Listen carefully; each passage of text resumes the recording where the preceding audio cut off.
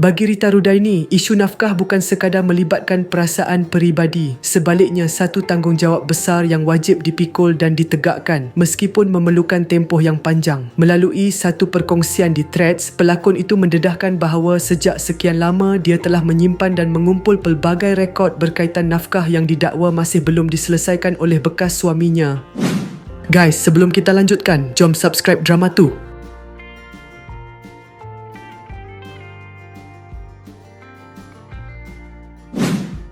Jelas Rita, setiap perbelanjaan yang melibatkan nafkah dua anak lelakinya adalah perkara serius dan tidak boleh dipandang enteng. Beliau turut menegaskan bahawa tuntutan tersebut akan diteruskan tanpa kompromi sehingga semuanya dilunaskan walaupun mengambil masa bertahun-tahun. Saya pun dah banyak kumpul, memang banyak. 1 sen duit anak-anak memang akan kutip hutang sampai licin segala bulu, tulisnya.